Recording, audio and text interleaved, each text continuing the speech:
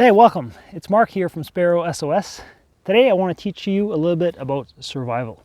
We're going to talk about a few key points, but before you even head out into the wilderness, we're going to talk about the first thing you should do if you find yourself lost, and we're going to talk about a few technological items. Okay, technology now fills our lives. We always have some form of technology on us, so I think it's beginning to becoming important to include it into survival teachings. Never rely on it, but it's important to cover a few points about those items as well. Okay, so let's get into it. So I'm a big believer that survival begins before you even step foot inside the wilderness, okay, or step foot outside the door. There's a few key things that you can do to affect your chances of survival, and that begins by letting somebody know where you're going and when you're expected to be back. Okay, give as much details as you can. The exact place where you're going, the time you're expected to be back, what kind of items you're carrying with you, who's with you in your group, color of your gear, medical information that's pertinent. Just try to give as much information as possible. Somebody reliable is going to follow up if you don't show up again at the set time, okay? Another thing you can do is dress properly. They say that the clothing makes the person. It's very true. So dress in layers, dress in good clothes as well, nice synthetic clothes, or a proper wool, never cotton. Okay, always carry an extra warm layer in your backpack, a good shell as well, and extra food and extra water. That's going to give you a leg up as well if you find yourself in trouble out there. All right, another key consideration is you should always have the essentials, or what I deem as the essentials, on you and on your physical person on your backpack. Okay, so for me that includes a knife. Carry a good knife with you on your person. Carry the means of making fire. This is a fire steel. Carry a compass as well. Okay, now I like to carry a compass, a Sunto clipper. I just carry it on my watch at all time. It's always with me, doesn't matter where I go. Okay, and a whistle as well would be a nice thing to have in case you find yourself lost.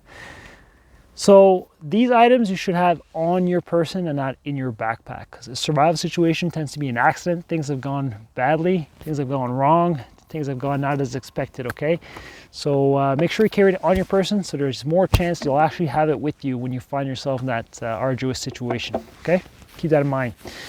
Another good thing to have is a survival kit. Always carry a survival kit in your backpack. Now this is my survival kit. It all fits inside a titanium 750 milliliter cup, and I just throw that in my backpack. It doesn't take up much space. I have the key items in there for my priorities of survival if I need it. That's a good thing to have. Another good thing to have is a tarp. You should always have a tarp in your backpack. Now, I have one in my survival kit, but it's a good idea to have one at least in your backpack. Something that's brightly colored, okay? It's gonna make a big difference. Now this shelter here you see here, this base, I made everything here just using my knife. I actually have a wood bed underneath in case the ground gets wet, or if it rains, it keeps me off that wet ground, out of that rain water that's flowing. And the only cutting I had to do was these spruce boughs. Okay, got a nice bed of spruce boughs. It took me about over an hour to make the bed, to make the base, and it took me about 15 minutes to set up this tarp. Okay, so it makes a big difference. Have a tarp. I highly recommend it to have at least in your backpack. Okay. Another thing I want to talk to you about is eating. So your last meal before you go out, don't skip out breakfast. Don't just eat a granola bar before you head out. If you find yourself in a bad situation, that might be your last meal you would have eaten. So make sure you take the time, eat properly, eat a full breakfast. It's very important. All right. And the last thing as well I want to talk to you about is knowledge. So knowledge is very important. I mean, it might make all the difference if you find yourself in a survival situation. And I mean, it's all good to read books, watch YouTube videos, but putting knowledge into hands-on practice and developing skills is really where it's at. Because if you find yourself in an emergency situation, you're going to be panicking a little bit. The fear is going to be there. The weather might be bad. It's really not the time to start to apply knowledge that you've read about or you've watched videos on several months earlier. You really need to put that into practice so you start to understand what it is you need to do. So I highly recommend you seeking out a survival course or a survival instructor in your local area and getting some hands-on knowledge, or even just going out with somebody who's got those skills. Okay, try to apply some of those knowledge, and a lot of these skills will transfer over to other areas as well, in camping or backpacking or hiking as well. So it's just beneficial all around. It's going to give you that confidence that if you find yourself isolated out there, you kind of know what to do, and you're going to hopefully from then on carry the right tools as well to help you out.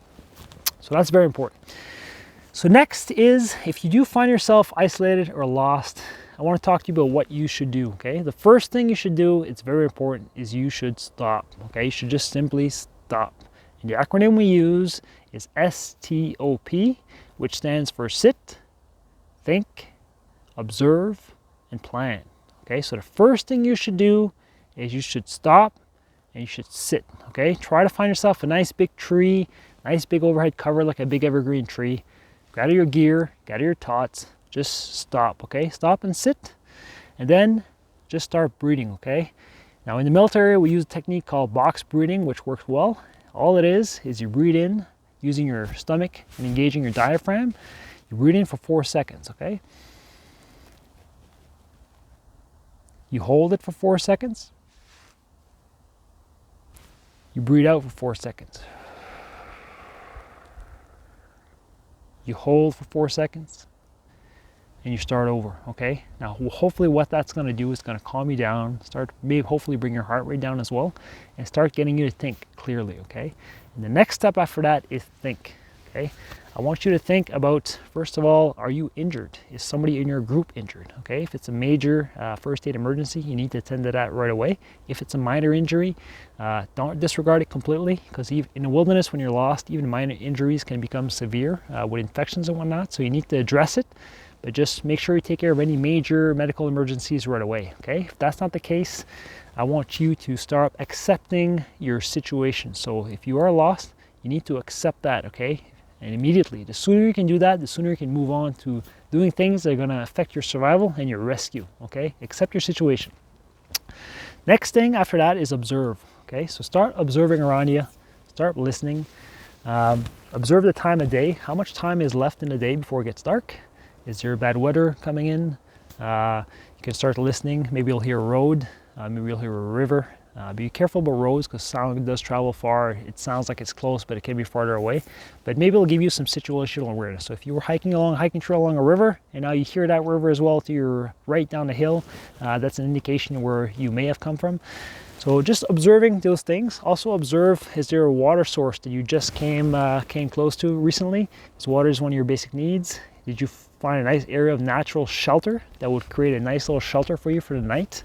An area of good firewood where there's tons of dead trees around. It's going to provide you with great firewood to help you survive the night.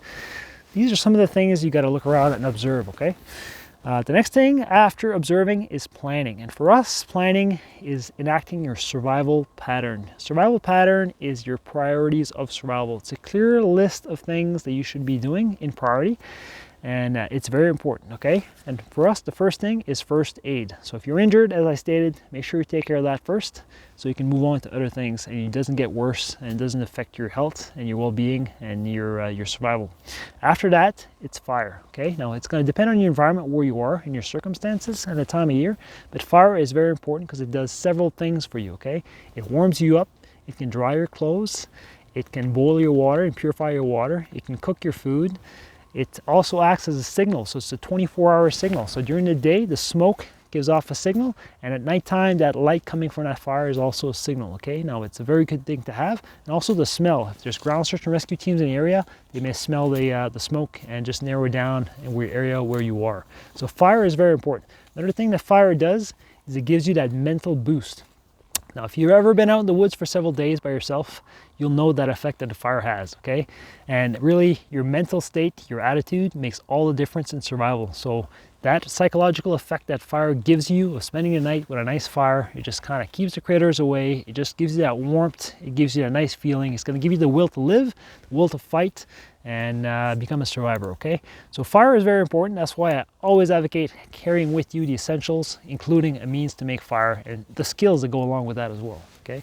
And after that is a shelter. So shelter is very important. It gets you cover from the wind and from the rain.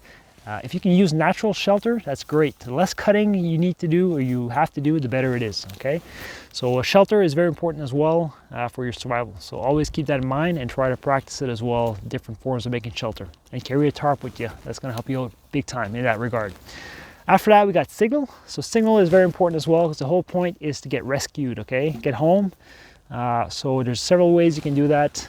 carrying brightly colored gear is going to help you out because it helps to get you seen from afar. Around your campsite, lay out bright things as well on top of trees, because if you're just using natural materials, it's very camouflage. And if you're at a point where you're tired, you've been out for several days, you may be just passed out in your shelter, the search teams may just walk right by you, okay? From certain aspects, your shelter is really hard to find if you're only using natural materials. So lay out brightly colored gear all around your site. If you've had to move for whatever reason, make sure you lay maybe an arrow with rocks pointing the direction you've moved to as well. There's several ways you can do that. There's a rule of threes, so 3 gunshots, 3 fires, 3 whistle blows. That's an international signal of distress. These are just some of the things you can do for signal as well, okay? We'll talk a little bit more about that in my survival kit video. I'll talk about the items that I carry for signaling. And after that is it's water and then food, okay? Water is very important. You can't go more than a few days without drinking adequate water. So always make sure you got a good water source. If you have the means to boil water, that's why it's very important to carry something with you as well to boil water. There's other methods of purifying water as well. We'll go over it in other videos. But water is very important to your survival. Always keep that in mind when you're selecting a shelter site, okay? And after that is food. So you shouldn't eat food if you don't have water. It's going to take out a lot of your natural water that's already in your body, as well as so food is, if you have any rations you've brought with you, if you got any food in your backpack, the first 24 hours, rule of thumb is try not to eat it, okay? Try to save it for that first 24 hours. You have some reserves left already from the meals you've had before you went out. And that's also that first 24 hours when you get the most energy. So try to accomplish as much as you can in your survival pattern in that first 24 hours while you still have the energy and the mental clarity to do so, okay? That's very important. So that's your survival pattern. I'm going to go over it in details in other videos. If you're ever interested, check it out. But I highly recommend you putting some hands-on skills in practicing that, okay? And you can spend weeks doing your survival pattern. There's always something to be done in there. So it gives you a positive focus channel point to focus your energy on, to keep you motivated, keep you going. And the more your campsite is established, the better you'll feel, the more comfortable you are, the better chances you have as well as getting rescued, okay? So that's very important. And finally, I want to close by talking about a few technological items that's going to help you out. So in Canada, there's a thing called the Adventure Smart app. It's a little app you can download, and your emergency contact can download that as well. And all you do is before you go out, you fill out your trip plan, okay? You can list exactly where you're going. You just follow the bouncing ball in the app. You list what kind of items you have with you as well, who's in your group. So when you create that trip plan, it's going to send it out to your emergency contact via text and email. And then when you get back from your trip, you can mark that as completed. It's going to send that off automatically via text and email as well to your emergency contact. Let them know you're home and you're safe, okay? If you don't return on time, it's going to send them an alert past that set time where you establish in the app, and it's going to alert them that you're late, okay? So that's a good feature to have. I've used it several times. It works really well. I highly recommend it. It's another feature you can keep in your quiver when you're going out.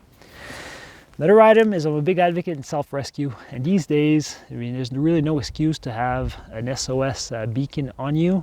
This is actually the Garmin InReach Mini. It has a GPS function. You can navigate with it. You can set waypoints.